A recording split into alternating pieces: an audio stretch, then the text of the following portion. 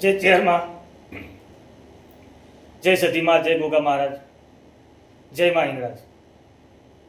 ઘણા સમય પછી દેવગતિની વાતો સાથે, દેવગતિના વિષય સાથે આપણે વિડીયો લઈને જ્યારે તમારી સામે આજે આવ્યો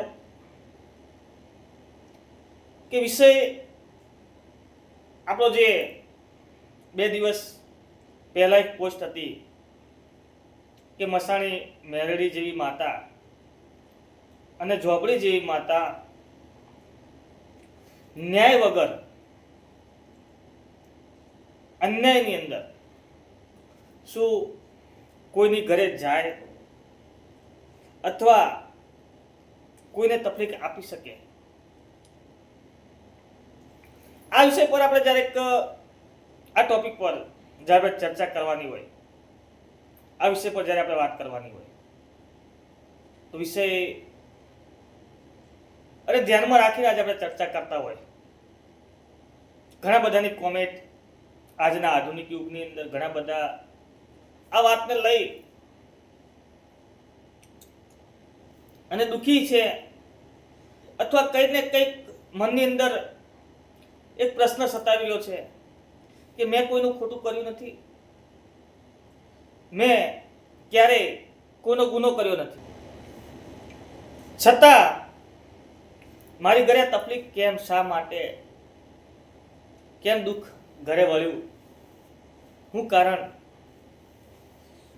કેમ આવા પ્રશ્નો સતાવી રહ્યા છે? ઘણા બધા પ્રશ્નો આજે માણસને સતાવી રહ્યા છે અને આવા સવાલોનો જવાબ જે લઈને તમારી સામે આવ્યો છે. સૌપ્રથમ તો ભગવતી ઝોપડી અને મસાણી મેલડી એ તામસિક અને ઉગ્ર માતા છે. પહેલી વસ્તુ કે સૌપ્રથમ તો આપણે આ ઝોપડીઓને સમજવી પડે, ઓળખવી પડે.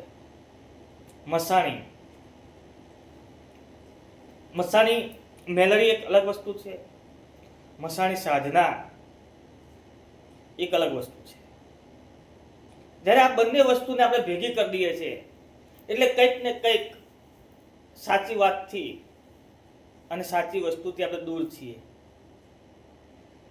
સૌપ્રથમ વિષયને ધ્યાનમાં રાખી ચર્ચા કરવાની છે. તો સૌપ્રથમ આપણે એ જાણીએ કે આજે ગુજરાતની અંદર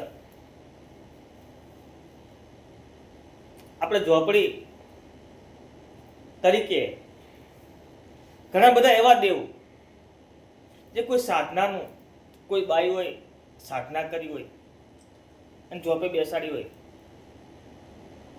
અથવા કોઈ જગ્યાએ સ્થાન આપ્યું હોય તો એનું નામ લઈ અને ઘણા બધા ભૂવા ના બોલતા હોય, પણ એને શું કહેતા હોય કે ઝોપડી છે, ઝોપડી તરીકે પૂછતા હોય.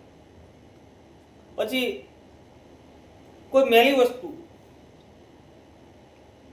એની સાધના કરી હોય, શમશાન ભૂમિએ જઈ અને આ સાધનાનો દેવ હોય, સાધનાની વસ્તુ હોય, એને એના દેવથી કંઈક અલગ સ્થાન, એને 12 મહિનાનો કરકાટો વ્યવહાર આપતા હોય.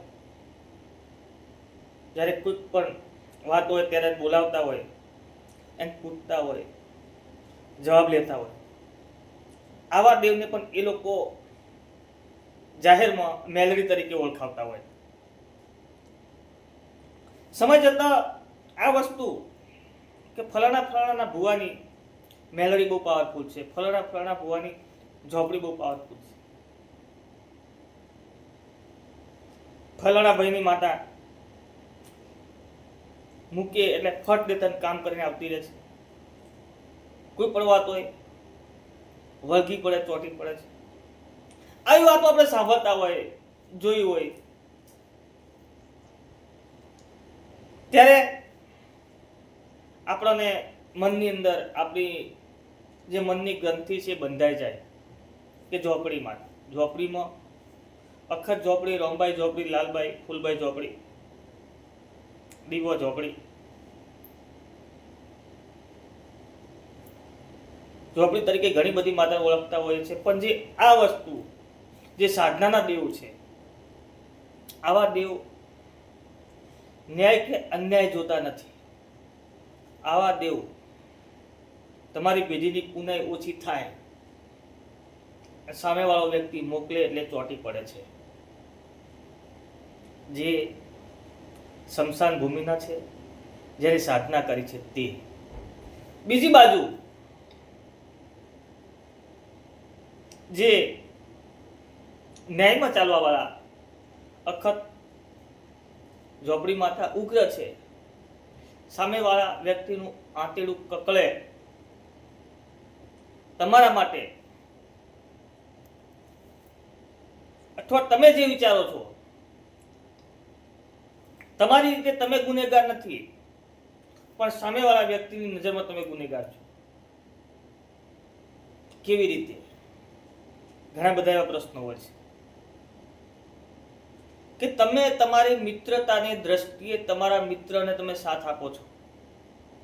તમે તમારી મિત્રતાની દ્રષ્ટિએ તમે કોઈને સાથ આપો છો. તમે ત્યારે કોઈ વિચારતા નથી કે તમારો મિત્ર ન્યાયમાં છે કે અન્યાયમાં છે. તમને તે વખતે એક જ મગજમાં બેસે કે મારો મિત્ર છે, તકલીફમાં છે, એને મારે સાથ આપવો પડે. પણ ક્યારેક એવું બને કે તમારો મિત્ર પણ ખોટો હોય, તમારો મિત્ર પણ ગુનામાં હોય. એવા સમયે તમે સાથ આપ્યો હોય અને સામેવાળા વ્યક્તિની ઘરે મસાણી મેલડી અથવા ઝોપડી જેવી માતા હોય તો એને તો ચોટે છે, પણ તમે ખોટામાં સાથ આપ્યો છે એટલે તમને ચોટે છે. પણ તમે એવું વિચારો કે મારો તો શું ગુનો, મેં તો કોઈનું ક્યાં ખોટું કર્યું છે, છતાં મને કેમ તકલીફ? આવી માતાઓ કેમ વળગી? શા માટે વળગી? તો આ કારણ હોય છે માતા વળગવા. બીજી વસ્તુ, વિષય આપણો છે કે મસાણી મેલડી ઝોપડી જેવા માતા અને બજાય કે ના જાય તો ના જાય. દેવ કોઈ દિવસ અન્યાયમાં નથી ચાલતું. દેવ એક વખત જેને વરી ચૂકે, જેના કર્મે ઉગી ચૂકે, જેના કર્મે લખાઈ જાય, જેના લલાટે લખાઈ જાય, 24 કલાક એની સાથે ચાલે છે. ક્યારેક ભૂવો અથવા સેવક ખોટો છે,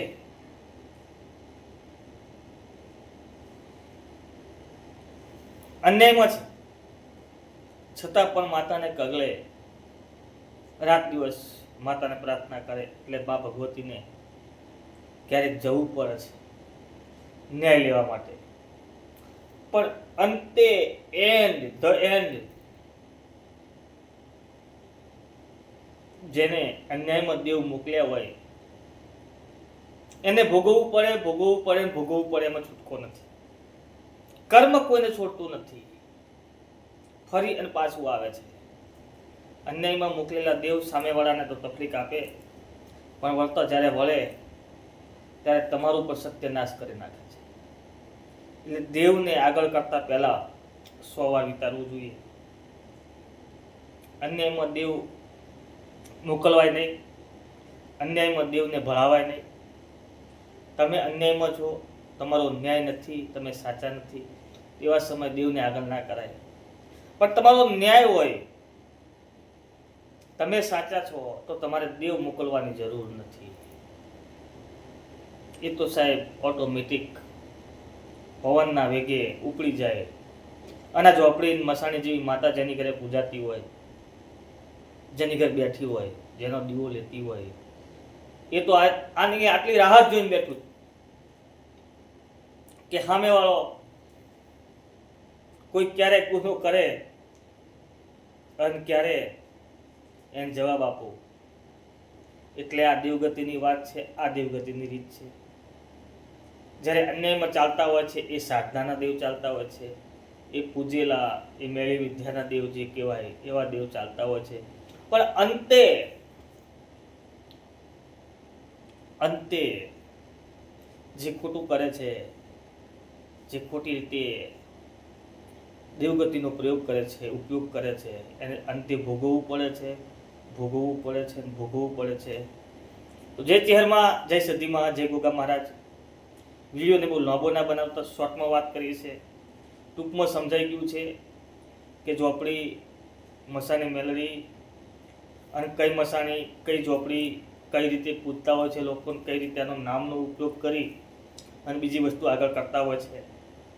તો જય ચેહરમાં, જય સદીમાં, જય ગોગા મહારાજ. ઝોપડી તરીકે ઓળખાણ આપી હોય છે એટલે સામે પણ ઝોપડી તરીકે જ બોલતી હોય છે, પણ ખરેખર અખત જેવી તામસી, મસાણી જેવી તામસી ને ઉગ્ર માતાઓ અન્યાયમાં જતી નથી, અન્યાય હોય તો રાહ જોતી નથી, ઉપડી જાય છે. જય સદીમાં, જય ગોગા મહારાજ, જય મા હિંગળાજ.